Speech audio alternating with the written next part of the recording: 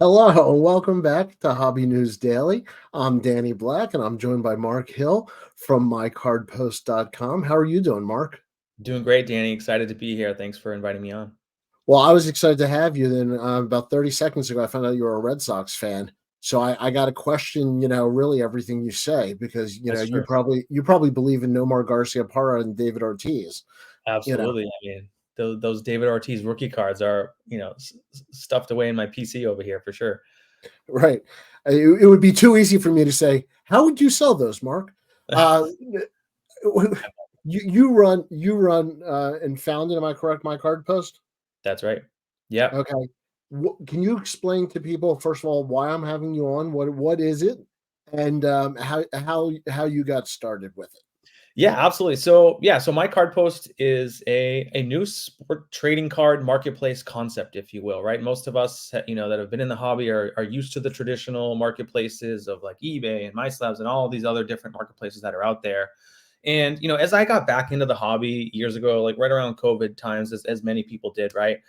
I was just experiencing problems and challenges with these marketplaces, whether it being, the fees that were tacked on and, being able to buy things and sell things and, it's hard to make a profit.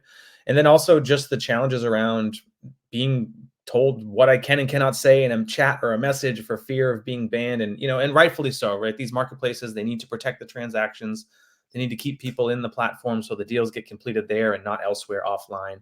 And I was just going through these challenges, and I've always been entrepreneurial at heart. I've attempted many different like kinds of business ideas in the past. Some of them were better than others, and I couldn't help but think like there had to be a better way, right? There's really just buying and selling online. There was no place to do trades in a secure environment other than taking some risk on social media to do those deals, which there's a whole set of problems with that, or traveling across the country or driving 2 hours to a local card show. And people love doing that in person because there's so much flexibility in the types of deals that can be done in person at a card show.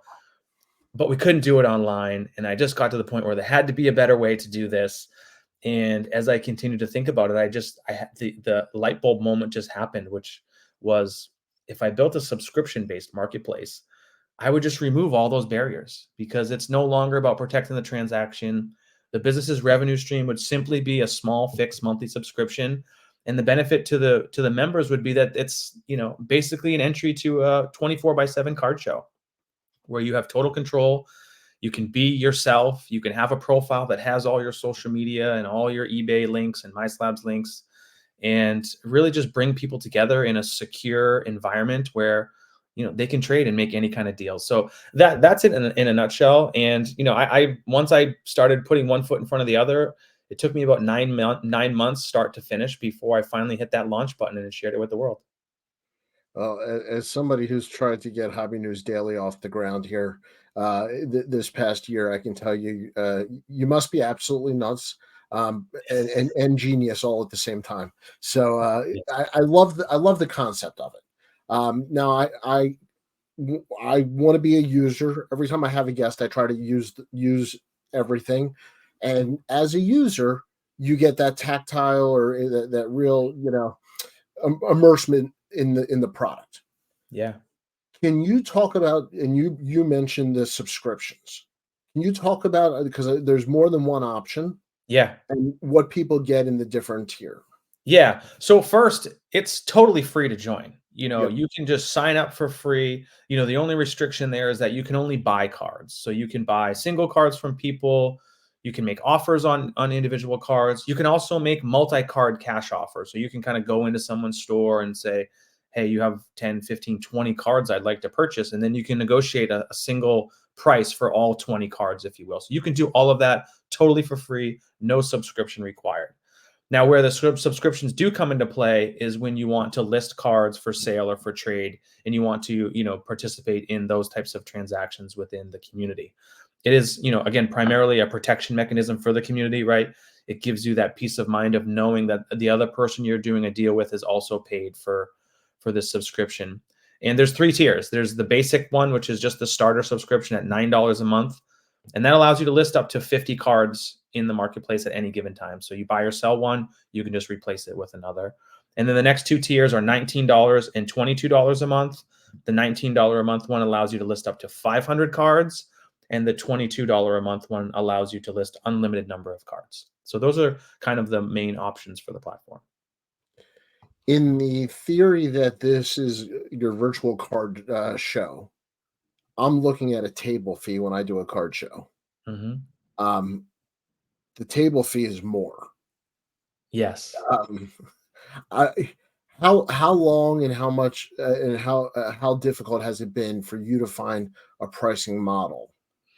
And are you finished? Because I know for and I'm very familiar with the space. I Yeah. know that's one of the biggest challenges Yes. is where to put that. So is that something that could change in the future? Is that something that I'm assuming has been one of your biggest decisions? I love the question. I've never been asked this question. It's fantastic. So yeah, I think look, the thing is this didn't exist, right? I built something that there was no history or track record or any comparables to do this. So, but I think the most important thing for me was to make the subscriptions a no-brainer, right? Where you pay $9 a month. To your point, a table fee at a card show is going to be much more than that. And with my card post, it's essentially an entry fee for the entire month, if you will, to be able to do deals 24/7. But I just wanted to make it like where it pays for itself, where if you just moved 80, $90 worth of cards, whether it's selling them or trading them, the subscription pays for itself. You do anything beyond that, and now you're starting to prepay for future months of subscription. So the fee savings alone in the platform was always a huge component. And admittedly, so I did have a different pricing structure in the beginning. It was $9, $29, and $59 just when I started. And we definitely got some feedback from the community that's like, it's just a little too high for me.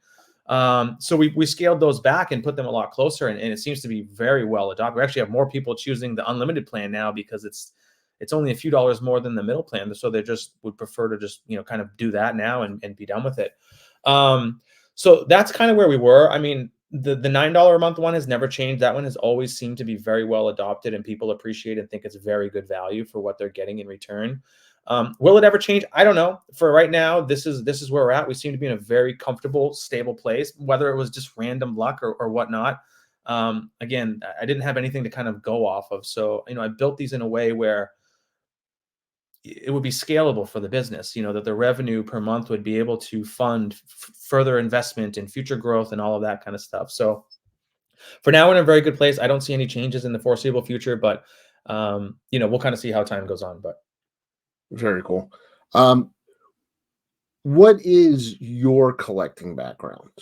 What do you yes. like to collect? I mean, like, what do you like to collect?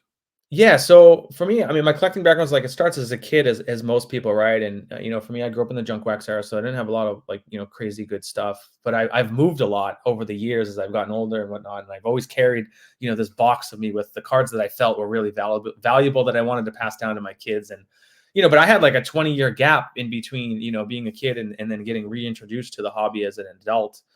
And as I pulled these cards out of my closet, I realized that I've been carrying this around for no reason. They're worth nothing. But to that point, I'm a very big Boston sports fan. I'm obviously, and the Bruins are kind of my number one target. So from a PC perspective, I definitely collect more hockey cards. But as you and I were talking before, I do collect David Ortiz and Pedro Martinez and I would love to get my hands on a really nice Tom Brady rookie card at some point. Like that's like my dream card, which I So haven't would I, gotten. anybody who's watching, I'll give you my address. Yeah. Yeah, right. So that's kind of what I mean. It's mainly like a Boston focused PC. Pastrnak is probably my top player, but you start getting into like Bergeron and Cam Neely and Ray Bourque and Charlie McAvoy now as well, and Brad Marchand. So I mean, a lot of the top Boston You're Bruins. getting a lot of fans right now. I want you to know, like, Yeah, the hockey fans are so loyal. and that's the thing about my card post. You may have noticed is that it's very heavy hockey cards in our early days, and part of the origination story there is when I was building my card post and I had the Instagram account for the business, I didn't have anything else to show other than my own cards, and it was a lot of hockey in Boston, and so I was accumulating followers in the hockey community, and these people became my friends, right? I started talking to them and sharing them, and we'd be DMing back and forth, and I was I would share the idea like, hey, this is what I'm doing, this is what I'm building, and I would get their feedback, and I would share mock-ups with them and all this stuff that I would engage. And I had, probably like 20 or so people that I would talk to on a regular basis. And they really helped, kind of shape and be a sounding board for me as I was building and iterating on like, well, how should this work and how should that work? And so when I did finally launch my card post to the world, I was launching to a hockey community, and that has kind of been the story here for our almost 1 year anniversary, which is next month. I'm just laughing with all the news out in the hobby world, but with all the major companies and Fanatics and Panini and everything else. Upper Deck quietly sits there, has hockey, and is just he's got such a loyal base. Bobby Burrell is one of the writers on our site, and he writes about vintage hockey. His articles get some of the largest responses. Yeah. And so it doesn't surprise me to hear that. But I've been to the site recently. You're not a hockey site by any means, No. but what really got me was the quality of the image. Yeah. How important was that to you? Very. Because quite frankly, it's a crowded marketplace. If your image doesn't look good, Yep. people are going to move on quickly. Images are everything. I'm glad you brought that up. Again, it's a very good question. So it was everything to me in the beginning, where I wanted the marketplace to be aesthetically pleasing, which is why we don't have it cluttered with, card names and emoji, all these things that people might put into the name of a card. Like, I kept the marketplace clean. Emojis. Yeah, you can add them, but So we don't true. really want those cluttering that, marketplace screen. I wanted the filters, and now we've just kind of enhanced it where you can hide the filters, so you can just go 4 listings wide, beautiful. They auto rotate. It's high quality images. They're high res images. And that's very important. I think it's a good thing for most people that may be considering joining my card post or are getting in there, and I try to lead by example, but, make sure your images are cropped nicely, or even better, just, type in your serial number in the PSA app or scan it and use the grading company's images when they're available, because they're very high res and they look beautiful on the platform. So yeah, that was very, very much by design in the beginning. What grading companies do you have partnerships with right now? So I don't have any partnerships. I with mean, it. to the certain number, yeah.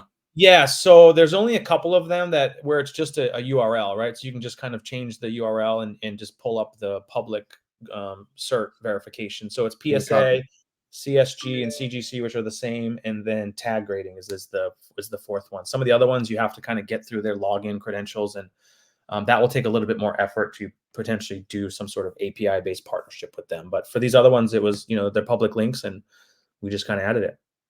So cool, because it makes such a difference as you browse around. Yeah. It really adds the experience. You're in a crowded marketplace, and I just repeated myself on that. Because I want to drive the point home, I guess, a little bit. What the differentiator in my mind is, nobody does all three of the buy, sell, trade. And if they do, it's not done well at all. I can't think of somebody who's doing a good buy, sell, trade.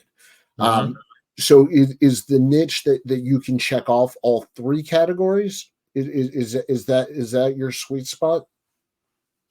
Yeah, I think when I said I wanted to make sure that I covered any deal that you could do in person for the most part, and for it to be as close as possible. And aside from someone just throwing $100 bills on the table and there being no like PayPal fees associated with it, I got it as close to possible. I can't think of a type of deal or transaction that you could do that you can't do on my card post. So yeah, it was very much around replicating that experience, because, and I tell other people, right? Like, I'm a husband and a father, and I have little kids, and I can't be driving to card shows every weekend and spending the whole weekend there, or flying across the country to, for the privilege to be able to do these kind of deals. So I wanted to build something that served my needs at the time, which was like, hey, I want to trade, and I want to sell, and I want to be able to buy something at a fair price, and then be able to maybe relist it for a profit, which you can't do in some of these other marketplaces, because with the buying cost and then the selling fees, like it's just so hard to do, right? So yeah, I believe for it to be a marketplace that allowed you to do everything, and for you to have unrestricted communication, right? You can chat, and you're really making friends. I think that's the other big differentiator here on my card post. I've made in the last year many, many new friends that I've done many deals with that you can't do on other platforms, because they're trying to prevent you guys from getting to know each other, right? You're a user, you really have no idea who the other person is, right? Right. So I believe that that is the niche, is that with the subscription, it's building a secure, trusted environment, and everyone can be themselves. You don't have to hide behind anything. You can, again, build these relationships. You can connect with people on Instagram and Facebook. And we just launched a Facebook group where to really help the community members even engage further with each other. For us antisocial people who like the crazy ability to go to a show because you can work complicated trades. I can Yeah. bundle cards. Yeah. You mentioned that in a previous answer. I want to come back to that Yeah. because with all due respect, I've never seen that, and maybe somebody's going to correct me in the chat, but I've never seen that where you can actually bundle and negotiate that way. Can you elaborate on Yeah. all the So options? it's a really cool. So there's a couple of ways. I mean, obviously with trading, it's a very easy workflow, right? You just start engaging in a back and forth negotiation around trades, where whoever proposes the deal first, right? It's like, hey, here's some cards I have. I'm interested in these cards that you have. Let's work out a deal, kind of thing. And then you just go back and forth through this like accept, reject, counter offer workflow, which is, you can delete or add different cards, and you can also add cash to the deal to close any gaps that there may be at the end, just to help close the deal. But the other beautiful thing, and actually more and more people are discovering this feature and talking about it online, is our multi-card cash offer workflow, which, maybe I come in there and I go on your particular page, and Danny, you have 20 cards that I want to buy. But instead of me trying to buy them individually or They're all negotiate, Baltimore Orioles, by the way. okay, I don't want any of those. But let's use somebody else as an example who doesn't have those cards. But yeah, I can just click all these cards, add them into a single offer. I'll get a very quick reference of like, okay, all 20 of these cards are $1,500 based upon your list pricing. So I can go in there, load them up into an offer, type you a message, say, hey, Danny, I would like, these 20 cards. Looks like they're about 1,500. I ran some comps. Would you take 1,100? And you can accept, reject, or counter offer and be like, hey, Mark, thanks. Happy to make a deal. I won't take 1,100, but I will take 1,200. And then I could just accept. And then I pay you the $1,200 and you just sold 20 cards in one shot. And, that's a really cool workflow that, again, hadn't existed anywhere else, but it was very important for me to have that capability day one. What are your checks and balances between the buyers and sellers? Is it a PayPal using goods and services? What is the check and balance? Yeah, when it comes to purchases or any cash exchanges on the platform, it is all done through PayPal goods and services. So that's the primary protection mechanism there, where, as a seller, it's a goods and services. So you do have the 3.49% PayPal transaction fee. And as a buyer, you're protected by the PayPal goods and services. As it relates to two people trading where there's no cash exchanging hands, maybe you're sending me 5 cards, I'm sending you 3 cards. The protection mechanism is primarily the subscription paywall, right? It's, I mean, no different than what Elon Musk is looking to do on Twitter, right? Like to address the bots and all the scammers and whatnot. That's one of the primary things. But the other option there is that your profiles are open and you can have all your social media links and, all these other things that you can't share on other platforms because they don't want you to connect on those platforms. With My Card Post, it's totally okay and encouraged, right? We want you guys to build friendships and do many deals with each other. I have people I've done 20, 30 deals with, right? Same person, over the last 11 months, we've done 20 or 30 deals, right? And so that allows people to just, dig a little deeper, do a little bit more due diligence if you feel uncomfortable because maybe there's a brand new user who joined My Card Post today, right? The subscription is never going to be 100% bulletproof, never. But it's a significant reduction to that problem and allows you to have all these other things built into the platform that can be used, again, to just further get to know somebody. I've yet to find a site that is bulletproof. So if you do ever find a way to do that, please let me know. Yeah. I mean yeah. All right. I want to take a step back. I know that you are probably 30,000 feet down a rabbit hole instead of 30,000 feet above the hobby when you're building and growing something. But taking that step back, where do you see the hobby today? Yeah, I see we're in a down market, right? We're definitely in a down market. We're definitely in a place where a lot of people came in, they came in hot, they went crazy, and then there's a lot of people that are probably exiting, but I think there's also a lot of people coming back in to backfill those, and if not even surpass the people that have left the hobby. And I always felt that interesting too. Like, I'm launching a sports card business in this down economy that will always be part of our story, right? Like, it's amazing the growth that we've had this year. Like, this is a record month for the platform as far as new users that have subscribed, revenue, whatever you want to make. This month has been amazing. And again, to think that there's a lot of people that are just maybe on pause right now, right? Money's a little tighter. People aren't as free with their cash and wanting to buy cards.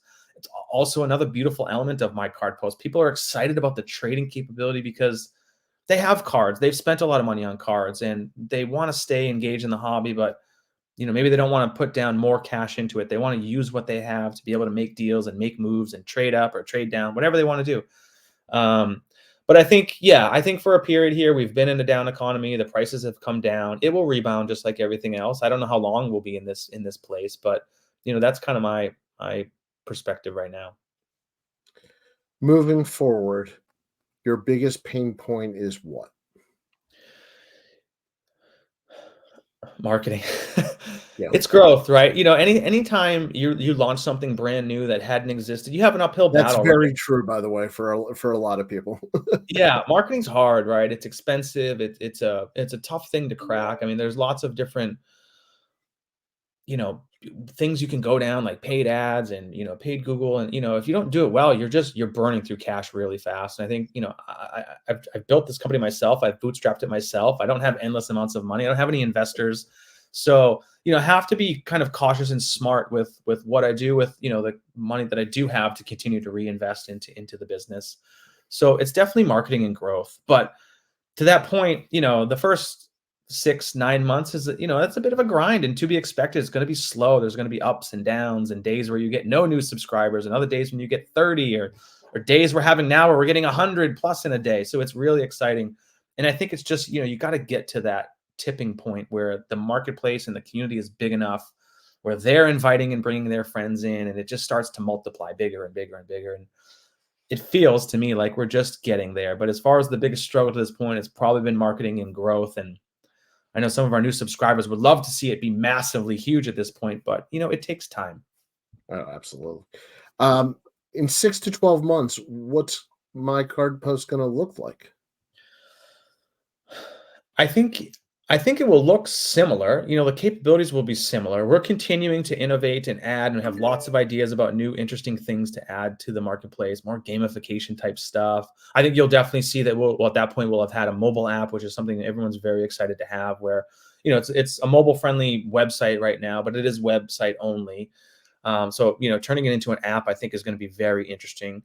I think we talked briefly before about our integration with Mascot, and I think that's coming in the future. That's going to be really exciting. I think they're doing great things for the hobby, really just to make it easier for us as collectors to list our cards one time in one place and then push them out to all marketplaces. Because with my card post, it's not about you only should be using my card post. Don't sell on eBay, don't do all this other stuff. It's just another place, right? It's another avenue for you to do different kinds of deals. And I think Mascot's going to really help facilitate the ease of use for people to be on more than one marketplace, because they don't have to duplicate their efforts. So, and then for there to be the automation, of course, of if you sell or trade a card on my card post, to have, Mascot will be able to automatically tear down those listings on all the other platforms, so that it's not a manual effort for people. So I think you're going to continue to see some new and cool things that we're going to be doing, and for the community to just get bigger and bigger. And we'll see where it goes. What do the Bruins need to do to win the cup this year? Man, I think it feels like we're on, year 2 of the same story, isn't it? As far as like, oh, the Bruins, they're in a rebuilding year, here they are, top of the league, right? Undefeated, 6-0. It's early. It's early, but hey, this was the same story last year, right? It was like 6-0, 12-0, 15-0, and the next thing you know, they're set absolute records. I mean, goaltending is huge, right? I mean, the 2 goalies that they have, I mean, they have the lowest goals against average amongst any of the teams in the NHL. So it feels like they're going to be very competitive again this year, and hopefully they can get past the first round, which was very, very depressing last year. So, well, I hope that your Bruins don't affect my Capitals. And other than that, I wish you good luck in the NHL. Thank you. In MLB, I cannot wish you any luck with the Red Sox. That No, will agree to that's a disagree. different story. Yeah. So I'm going to be signing up. I'm going to be a customer. I'm going to be a fan. Thank you. I literally went on and I said this. Um, I think there's a need for this. I think the $9 is quite frankly a steal Yeah. for the fees that I know I'd be paying for some of the cards that I'd like to sell and or trade up. If Yeah. anybody wants to trade with me, I'll have an account soon. Yeah. And yeah, I'm glad I had you on. I'm glad I got to learn more about this. Yeah. Um, what's the one thing you would want people to take away from this interview? If they leave, what's the one thing that you would like to be the takeaway? I would say give my card post a try. I think it's a different concept, and I think some people it takes them a minute to just like, well, let me think about what's the value here of this like this model. But like once you get in there, and I hear this all the time, like once you get in and you start to kind of navigate around, you get it. So I would encourage people just to sign up. You don't have to subscribe, you don't have to pay. Just create a free account, go in there, browse, maybe buy a couple cards from some people and, just kind of get an experience for how easy it is to navigate the site, how easy the workflows are. And that'd be the only thing I could ask. Just create your accounts, get on there, experience it. If you love it and you want to sell, then then you could subscribe later. You don't have to do it right away. That would be my one piece of advice. And if you happen to be looking for a DL Hall and a Kuna Gold, There you go. Westberg, Ovechkin auto, by the way, All right. Now and you're a Heston talking. Kjerstad, they All will right. be posted later today. Let's see if anyone can beat me to making a deal with Danny this afternoon. So I'll remember the Yeah, first one to send him a trade offer. but that's literally the pile I have sitting here ready to go. So I wanted to Fantastic. show you this is not lip service. That will be online. Um, Beautiful. Looking forward to it. yes, absolutely. I appreciate your time. I know you're busy. When you start a company and it's yours, you work 5 to 9, not 9 to 5. Correct. And so every minute is valuable. So, Yeah. Mark, for coming on, I really appreciate it and thank you very much. My pleasure. Thanks, Danny, for having me on. I appreciate it. Great talk. Well, I hope you'll check out Hobby News Daily yourself, and to everybody else, thanks for watching another episode of Hobby News Daily Hot Corner. Take care. Bye now.